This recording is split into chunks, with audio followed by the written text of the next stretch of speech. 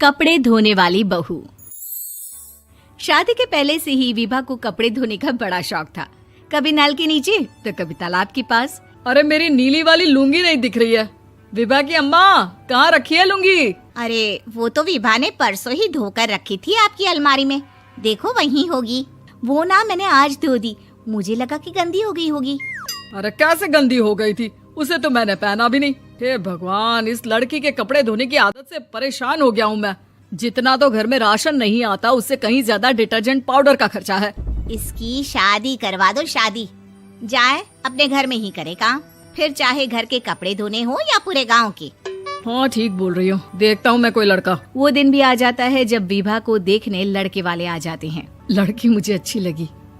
होने वाली सास कहती है, बेटी अगर कुछ पूछना है तो पूछ लो।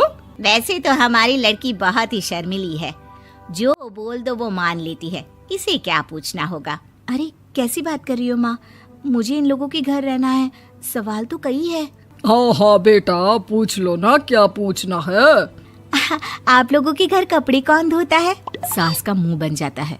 देखो, अगर तुम ये कहना चाहती हो कि तुम्हें कपड़े धोने नहीं आते तो सुन लो, कपड़े मैं ही धोती हूँ, लेकिन तुम्हारे आ जाने के बाद मैं रुमाल तक नहीं धोऊंगी। अरे चुप रहना भाग्यवान, बहू बेचारी घर आई नहीं, उसे डराना शुरू कर दिया।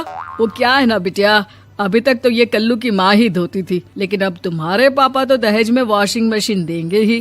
तभी विभा की माँ बोल पड़ती है, सवाल भी पूछा तो क्या। वैसे भाई साहब, मशीन की तो फिर भी कपड़े धोने की कैपेसिटी होती है। मतलब जो बिटिया दे रहे हैं ना विभा, इसे कपड़े धोने का बहुत शौक है। ये आप लोगों के क्या, आस पड़ोस गांव मोहल्ले सबके कपड़े धो दे और उफ तक ना करे।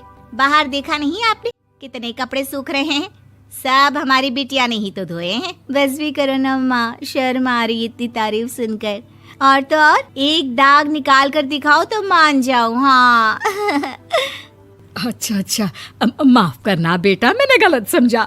हमें तो रिश्ता बहुत पसंद है। और ऐसे जुड़ जाता है रिश्ता कपड़े धोने का शौक रखने वाली विभा का। उसकी शादी हो जाती है कोयला फैक्ट्री में काम करने वाले कल्लू के साथ। शादी के बाद अचानक विभा चिल्लाती हुई सास के पास आती है। सासू माँ, अरे सासू माँ कहाँ है आप? ये तो धोखा है, धोखा दिया आप लोगों ने मुझे। इस ससुर के चक्कर के बारे में पता चल गया। अरे तो उसमें तुझे क्यों धोखा मिला है? अरे नल में पानी नहीं आता, कपड़े कैसे कब धुलेंगे? अच्छा अच्छा, तू पानी नहीं आ रहा उसकी बात कर रही है। तो आपने क्या सोचा? कुछ नहीं। अच्छा हाँ, तेरी माँ ने कहा था कि कपड़े धोने का शौक है तुझे, याद आया मुझे। शौक शौक बोलकर कपड़े धोने वाले मेरे जुनून को कम ना आके सासू माँ, कपड़ा धोना मेरा गुरूर है। तभी पति भी वहाँ आ जाता है। अभी अभी मैंने इसे सनी देओल की फिल्म दिखाई है, उसी के डायलॉग मार रही है माँ। अच्छा सुन, साफ साफ बता रही हूँ, पानी सुबह 4 से 6 और शाम को 10 से 12 आता है, समझी? विभा टाइमिंग सुनकर हैरान हो जाती है। ये क्या भूतों का मोहल्ला है? सुबह 4 बजे उठकर कौन कपड़े धोता है? 4 बजे टंकी में पानी जाता है, फिर सारा दिन धोना ना, किसने मना किया?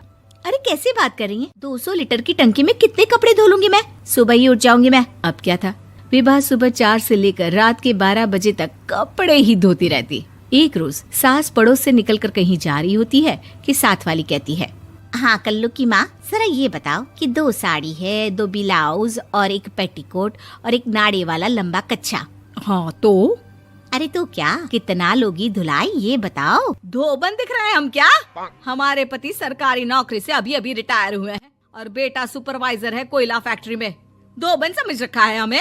हाय रे कल्लू की अम्मा, माफ कर दो, वो तो मोहल्ले में यही सब बता रहे थे कि तुमने बहू को कपड़ा धुलवाने के काम में लगा दिया है। सास को पड़ोसन की बात सुनकर गुस्सा आ जाता है। वो घर पहुंचती है जहां घर के बाहर ही इतने सारे कपड़े सूख रहे होते हैं जितने कि किसी धोबन के घर पर। अरे ओ कल्लू की दुल्हन, बाहर निकल। माँ जी यहीं आ जाओ, बाथरूम में चादर धो रहे हैं हम। अरे अभी हम धोते हैं, तुमको बाहर निकलो। ये आस पड़ोस वाले बोल रहे हैं कि हम बहू से कपड़े धुलवा कर उसे कपड़ा धोने वाली बना दिए हैं। अरे छोड़ो ना माँ जी, किन लोगों की बातों में आती हो? आस पास के लोगों का तो काम ही होता है कि वो किसी तरह सास बहू को लड़ा दे। बहू सारे घर के कपड़े धोती है, ये क्या कम है? बोलिए। सास को भी लग जाता है कि वो बहू का ये सनकीपन नहीं छुड़वा सकती, इससे अच्छा है कि खुद ही चुप हो जाए।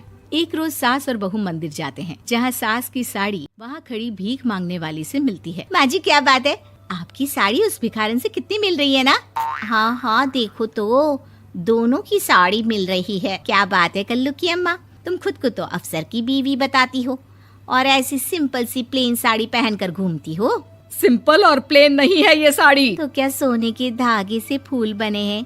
कुछ भी सासू माँ, कुछ भी। हाँ बने थे इस साड़ी में सोने के धागे से फूल। मेरे पति लेकर आए थे मद्रास से स्पेशली मेरे लिए 10,000 की। ताहे भाई साहब इस भिखारन के लिए भी सेम टू सेम साड़ी लेकर आए होंगे 10,000 की।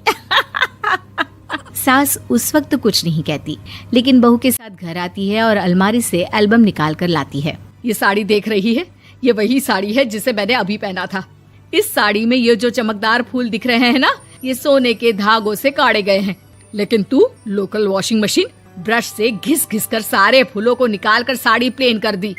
मुझे माफ कर दीजिए सासू माँ। और तो और, जब मैंने तुझे तेरी गलती के लिए कुछ नहीं कहा, लेकिन तूने तो सबके सामने मेरा मजाक ही बना दिया। क्यों? बहू को समझ में आ जाता है कि अब से उसका कपड़े